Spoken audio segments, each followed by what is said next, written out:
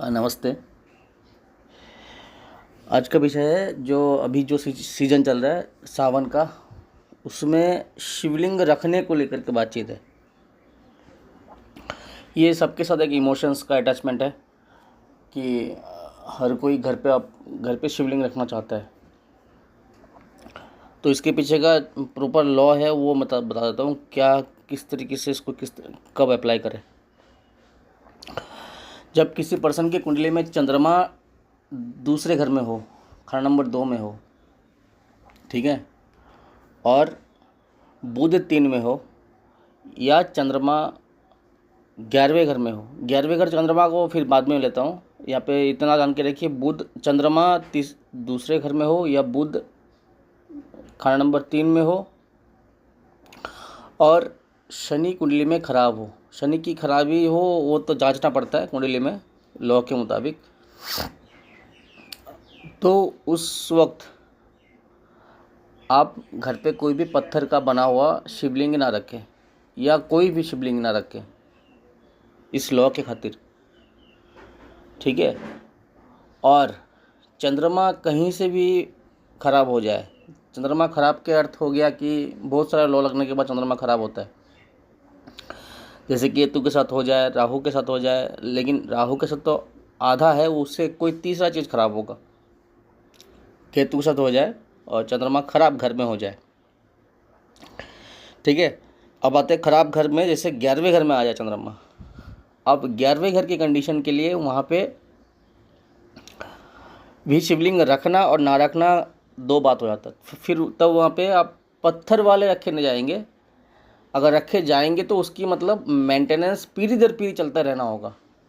अगर मान के चले आपके कुंडली में वो था और जाने अनजाने में आपने रख दिया, और आपके दुनिया पे जाने के बाद आपने उसका किसी को भागीदारी दे करके नहीं गए, और वही चीज़ आपके घर में एक एसेट के रूप में या फिर एक शोपीस के रूप में पड़ा रहा, ठीक है ना, एक मूर्ति के रूप में पड़ा रहा, उसका कोई और देखभाल नहीं किया, तो फिर उसमें से उसके जो उसके बाद जो जन्म लेगा उसके कुंडली में अगर वो योग रहा, तो फिर ये चीज़ उसके लिए खराबी का पैदा कर देगा, ठीक है। सब ऊर्जा का खेल है, यहाँ पे इमोशंस से काम नहीं होता, सब एनर्जी का खेल है।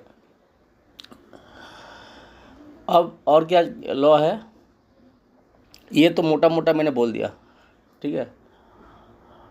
अब आते हैं कि जो शिवलिंग के प्रकार क्या क्या है। जैसे नर्मदा के नदी के पत्थर हो गया, पारे का हो गया, और स्फटिक का हो गया। अब स्फटिक जो है, ये तीन जो शिवलिंग है, ये तीनों शिवलिंग हमारे माइथोलॉजिकल हिस्ट्री में, माइथोलॉजिकल बुक्स में, उसमें वही रेफरेंस में यहाँ सब कुछ मेंशन्ड है। लेकिन जो स्फटिक वाला बात आ गया, अब ये इसको कैटेगराइज भी किया गया है मनियों में, मीन्स जेमस्टोनों में। अब इसका सिर्फ और सिर्फ जब स्फटिक को एक उम्दा लेवल का जेमस्टोन माना गया है, लेकिन उसके बाद में जो जो स्टोन रहा तो उसको भी लिया जाता है, लेकिन वो सब उतने उसके मायना नहीं रखता, उसमें उतना गिनती नहीं रखता। जैसे उस नीलम के भी उसके शिवलिंग बनते हैं, जैसे गोमेद के भी शिवलिंग बनते हैं, ठीक है। उसके बाद आपका कुछ क्वार्ट्स होते हैं, उसके भी शिवलिंग बनते हैं, जैसे टाइगर आई स्टोन का शिवलिंग बनता है। तो ये इसको इस तरीके से नहीं डिनोट किया गया, इसको डिनोट किया गया मनियों के, मतलब इन मनियों के सिर्फ और सिर्फ इस तरीके से बोल दिया गया कि मनियों के शिवलिंग के फल इतने इतने हैं, ये है। तो उसमें स्पेसिफिक डिनोट किया गया है सिर्फ और सिर्फ स्फटिक को, मीन्स क्लियर क्वार्ट्स को, ठीक है ना। स्फटिक का इंग्लिश नाम है क्लियर क्वार्ट्स। तो स्फटिक को ही लिया गया है जो शुद्ध स्फटिक है। तो इसमें इसलिए आप लोग तीन ही तत्व शिवलिंग के मेटल्स को जाने, एक तो मिनरल बेस में जो स्फटिक, और एक मेटल बेस में जो पाड़ा, जो लिक्विड मेटल को ठोस गया था। इसका फिर आयुर्वेदिक के साथ संयोग है, इसमें फिर मैं डिटेल में कर दूंगा बात इसमें। और हो गया एक नेचर सोर्स में पत्थर जो नर्मदा का हो, और बाकी जो पत्थर होंगे उसके नहीं होंगे, वो अधमेश्वर होते हैं, वो सारा कुछ उसमें मान्य नहीं है। हाँ, अटैचमेंट के तौर पर रख लेता है, लेकिन सिस्टमेटिकली तौर पर नहीं है, वो अलाउड नहीं है, ठीक है। तो यहाँ पे जो पाड़ा जो हमने बताया, तो ये एक केमिस्ट्री का एक सिस्टम है। पारे को, मरकरी को कॉपर के साथ मिक्स करा करके इसका एक फ़ायदा ले आता है। ये केमिस्ट्री का पार्ट है। मतलब इसमें से जो एनर्जी सर्कुलेट करता है, इसका डायमीटर बहुत बड़ा होता है जब मरकरी को कॉपर के साथ मिला दिया जाता है। तो अब वो मरकरी, जैसे सदगुरु जो लिंग भैरवी मूर्ति बनाते हैं, तो उसमें भी सेम उसने टेक्निक यूज़ किया। वो जो बीच वाला जो गोल उसमें जो मूर्ति रखा गया है अंडा शेप का, तो उसमें क्या किया उन्होंने, जो कॉपर का एक गोल सा डब्बा में पारा भर दिया उसमें। तो यह है इसमें केमिस्ट्री, ठीक है ना। तो अभी इसी को अगर तंत्र से जोड़ा जाए तो यही तंत्र ही है, ये सिस्टम ही तंत्र है, ठीक है ना। जो पारा तंत्र में इसका इस तरीके से प्रयोग बताया गया है कि जब, क्योंकि इसी पारे से ही किसी चीज़ का एमलगमेशन करवा करके गोल्ड में कन्वर्ट किया जा सकता है। और यही पारा पॉइजनस भी होता है। मतलब अगर ये रॉ पारा, लिक्विड पारा अगर कहीं पे चला जाए बॉडी में किसी भी रूप से, तो वो जैसा है वैसा ही बॉडी से फिर निकल जाएगा, और जहाँ तक वो ट्रेवल किया वो जगह को, सब सारे जगह को वो डैमेज कर देगा। और यही चीज़ को, जहर को शोधन करके, मतलब प्यूरिफिकेशन करके, उसका रस निकाल करके उसको अच्छे कामों में लगा गया। तो इसको रसलिंगम भी कहते हैं, या पारद का लिंग, शिवलिंग भी कहा जाता है, ठीक है ना। तो इसका एक प्रोसेस है, क्योंकि इसको, जबकि ये केमिस्ट्री का पार्ट है, तो इसको तैयार करना बहुत बड़ा एक खेल है, क्योंकि इसमें बहुत सारे आयुर्वेदिक औषधियाँ इसको मिला करके इसको घोटा जाता है, ताकि उसमें से जितना पॉइज़न हो वो पॉइज़न निकल जाए। फिर इसके साथ आपका चांदी का पाउडर इसमें मिला दिया जाता है, अभ्रक मिलाया जाता है, ठीक है ना, गंधक मिलाया जाता है, मतलब सल्फ़र। इन सभी चीज़ों को इसके साथ मिला करके उसका एक, तो उसको जो मूवमेंट है उसको ब्लॉक किया जाता है। मतलब अब वो लिक्विड से वो सॉलिड फॉर्म में आ जाएगा। और अगर अभी सस्ते में क्या करता है, कॉपर सल्फेट मिला दिया जाता है, जबकि वो पॉइज़न के ऊपर और पॉइज़न हो जाता है। ये इसका प्रोसेस नहीं है। कॉपर के साथ है क्या, उसको मिक्सिंग नहीं करना, मतलब कॉपर सल्फेट को उसके अंदर में इन्वॉल्व नहीं करवाना है। मीन्स कॉपर का आउटर पोर्शन रहेगा, मतलब उसको पकड़ने के लिए, उसको रखने के लिए, और वो उस कॉपर के अंदर में बंधा हुआ रहेगा। मीन्स आउटर में कॉपर और अंदर में मरकरी। तो उसका जो एनर्जी सोर्स होगा वो ज़्यादा प्रभावी रहेगा, और उसका एक पर्टिकुलर एक एरिया लेता है, जिसमें उतना घर अगर जितना बड़ा हो जाएगा, उतना एरिया में जितने भी घर रहेंगे, जितने भी पेशेंट रहेंगे, वो सारों को ये एनर्जी हिट करेगा, मतलब अच्छा होने के लिए, अगर वो तरीके से बनाया गया हो तो। नहीं तो वो पॉइज़न भी होता है। तो इस हालात में ये पारा को ले आता है जो शिवलिंग के रूप में। ये रसलिंगम में है, रावण संहिता में है, जिन्होंने, रावण ने भी इसको बनाया था। और यही केमिस्ट्री का पार्ट है, और यही आयुर्वेदिक का पार्ट है, और यही तंत्रसार का पार्ट है, इसको इस तरीके से काम में लाने के लिए। तो जो पाड़े का जो लिंगम है, उसके लिए कुंडली में बुध को देखना बहुत ज़रूरी होगा। और जो कोई भी लिंगम हो, उसको रखने के लिए चंद्रमा खाना नंबर 2 को देखना होगा, लॉ के मुताबिक भी देखना होगा। और कुंडली में बुध कहाँ खराब है कि नहीं, तीसरे घर में स्पेसिफिक, ठीक है। और शनि भी तीसरे घर में हो जाए तो, और शनि और भी लॉ के मुताबिक खराब हो जाए तो, और चंद्रमा खाना नंबर 2 में ना होते हुए भी अन्य जगह में लॉ के मुताबिक खराब हो जाए तो भी, इन लॉ को मेंटेन करने के बाद ही आपके घर में शिवलिंग रखना अलाउड होगा, ठीक है। तो इसमें इमोशन कभी भी काम नहीं करता, ये एक साइंस है प्रॉपर, ठीक है ना। अब जब इतना लॉ को आप पार कर जाएंगे, उसके बाद अगर शिवलिंग रखते हैं, तो फिर आपको वो एक अच्छा गेम खेलने को मिलेगा आपको साथ, मतलब बहुत उम्दा फल देगा उसमें। तो उस बेसिस में आप अगर सिर्फ और सिर्फ सस्ता से सस्ता नर्मदा पत्थर का ही रख लिया जाए, और स्पेशली उसका रंग अगर काला हो जाए, और 43 डेज तक उसमें कोई दूध या मक्खन से उसको मला जाए और फिर धो दिया जाए, तो वो अल्टीमेटली शनि और चंद्र का रेमेडी हो जाएगा।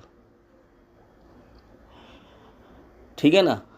लेकिन यही चीज़ अगर बुध तीसरे घर में या शनि तीसरे घर में होते वक्त और चंद्रमा लॉ के मुताबिक खराब होते वक्त यही सिंपल सा स्टोन अगर रख लिए हैं तो ये आपके लिए बड़ा बखेरा खड़ा कर देगा।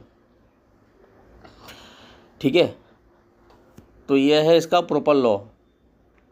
तो अब आते हैं, अगर इन जनरल अगर देखा जाए तो इन जनरल ना पारद रखो, ना इन जनरल स्फटिक रखो, ना इन जनरल नर्मदा रखो।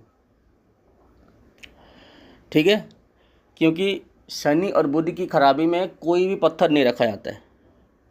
वो पत्थर फॉर्म में कोई भी कुछ हो, जैसे स्फटिक ये भी पत्थर है लेकिन इसका एक नाम दिया गया है, मतलब ये क्योंकि ये जल को ठोस बना करके एक जगह में रह जाना, मतलब उसमें मिनरल इंटेक हो जाना, तो वो भी इसमें अलाउड नहीं होगा। और जो नेचुरल पत्थर है, जो नर्मदा के नदी के जो अंदर में जो डैम्प होता है उसमें घूम घूम के जो घर्षण में वो गोलाकृति बन जाता है, वो वाला भी इसमें अलाउड नहीं होगा। ठीक है, और मरकरी वाला भी अलाउड नहीं होगा। लेकिन अगर ये सारे लॉ आपके लिए मुताबिक कुंडली के मुताबिक सही है तो आपके लिए कोई सा भी यहाँ पे अलाउड हो जाएगा। ठीक है, तो इस बेसिस में इन जनरल अगर आपको सेफ्टी में रखना है, आपको इसको फल भी लेना है यहाँ से और इसको ना रख कर भी, तो उसके सबसे बेस्ट ये होगा कि किसी मंदिर वाले इलाके में नहीं, किसी ऐसे खुले वाले इलाके में जिसमें कोई बाउंड्री ना हो, जिसमें कोई मूर्ति बैठा करके पूजा ना होता हो, सिर्फ और सिर्फ एक पेड़ के नीचे, वृक्ष के नीचे प्राकृतिक रूप से पत्थर का में जल चढ़ाने का कोई भी प्रथा वहाँ पे चल रहा हो, तो ही आपको उस जगह के लिए, आप उसके लिए सिलेक्टेड है और वहाँ पे जल डालने के लिए आप भी सिलेक्टेड हो। क्यों? वहाँ पे बंधन टूट गया। क्या बंधन टूटा? क्योंकि हर किसी को हर वक्त मंदिर जाना अलाउड नहीं होता है, तो आपके लिए वहाँ जाना वो मंदिर नहीं होगा, वो एक पेड़ के नीचे वाली जगह जाना होगा। ठीक है ना, वो मंदिर के रूप में घोषित नहीं होगा फिर। ठीक है, तो यहाँ से आप बच गए। क्योंकि अगर जनरल सोर्स में बता रहा हूँ, जब आप किसी एस्ट्रोलॉजर को कुंडली दिखाएंगे, वो कि कहाँ पे ये सब चीज़ निकलता है, वो जो मैंने बताया सारा कुछ ये लाल किताब के मुताबिक है। ठीक है, तो अब अगर उस खुले में जाते हैं तो आपके लिए कोई रिस्ट्रिक्शन नहीं रहा। ठीक है, और पत्थर में दूध डालना ये आपके लिए रेमेडी हो गया फिर, तो इसलिए ये सेफेस्ट है। और अगर मंदिर वाले इलाके में जाना हो ना नहीं हो, वो फिर कुंडली देख करके फिर अगर उस पर परफॉर्म करे तो सबसे बेस्ट होगा। ठीक है, क्योंकि इसमें इमोशंस के साथ जुड़ करके इसमें कुछ नहीं होता है। नेचर का जो बात है वो एक प्रॉपर साइंस है, नेचर के साथ चलना है तो उसको उसी टेक्निक के मुताबिक चलना होता है। ठीक है ना, क्योंकि नेचर हमारे मुताबिक नहीं चलेगा ना, हम नेचर के मुताबिक चलेंगे। हम नेचर के को जांच पड़ताल करके उसके मुताबिक हम अपने आप को कहाँ ले जाना है, कहाँ नहीं ले जाना है, उसके मुताबिक हमें मूवमेंट करना होता है। तो इसलिए जिसको इस कुंडली नहीं दिखाना चाहते हैं, जो सिर्फ और सिर्फ अपने आप जो नॉलेज है उसको लेकर परफॉर्म करना चाहते हैं, तो सबसे सेफेस्ट होगा कि आप ये ना रख करके आप इस तरीके से आप मंदिर जाकर कीजिए। और अगर किसी को कुंडली दिखाते हैं तो फिर जाकर तो सारा कुछ क्लियर हो ही जाएगा। ठीक है, और अगर ये नहीं कर सकते तो क्या कीजिए कि जो हमारे डेली यूजेस के जो सामान है उसमें से उस चीज़ को जोड़ करके लिंगम बनाया जाता है। तो सबसे सरलतम लिंगम जो है वो चावल के आटे का। ठीक है, तो चावल के आटे का लिंगम बना करके फिर उसको घर में ही रख करके उसको दूध से हल्का हल्का से आपको जो पूजा प्रोसेस है पंडित को रख करके कीजिए या फिर खुद से कीजिए, कैसे भी करके कीजिए, बस उसको करके आप नदी में बहा दीजिए, जल प्रवाह कर दीजिए। ठीक है, तो खंड नंबर 4 चौथा घर मतलब बहता हुआ नदी।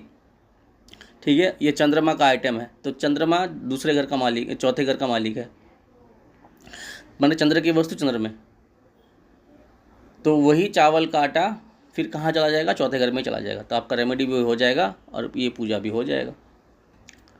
ठीक है, और इसमें से और दूसरा क्या ले सकते हैं, 7 अलग अलग जगहों की मिट्टी ला करके उसका लिंगम बना लीजिए। लेकिन उसका लिंगम बनाते वक्त क्या ध्यान रखिए कि उसका लिंगम आकृति में लिंगम नहीं बनाइए, उसको सिर्फ एक अंडा शेप में लिंगम बनाइए, गोल आकृति दीजिए, बस ख़त्म।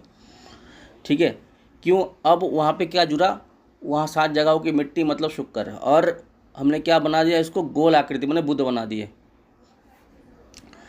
ठीक है, अब उसमें आप लोग जो सिंपल में पूजा करना है उस तरीके से कीजिए, लेकिन इसको जल प्रवाह नहीं, ठीक है, इसको नदी में नहीं बहाना है, इसको क्या करना है, इसको ले जाकर के किसी मंदिर के आसपास वाले पीपल के जड़ के नीचे रखाइए। ठीक है, तो ये है टेक्निक, कहाँ किस तरीके से नेचर की चीज़ को नेचर के साथ ही यूज़ किया जाए। ठीक है, तो मैंने यहाँ पे करने के तरीके भी बता दिए और सारे रेस्ट्रिक्शन क्या रहेंगे वो भी हमने बता दिया। ठीक है, तो इसको जितना भी हो शेयर कर दीजिएगा ताकि आपको ये इन्फॉर्मेशन मिल गया हो, ऐसा नहीं कि छुपा कर रख देंगे, इन्फॉर्मेशन किसी और को भी दे दीजिए। ठीक है, तो आप सब देखते रहिए भाभी एस्ट्रो साइंस।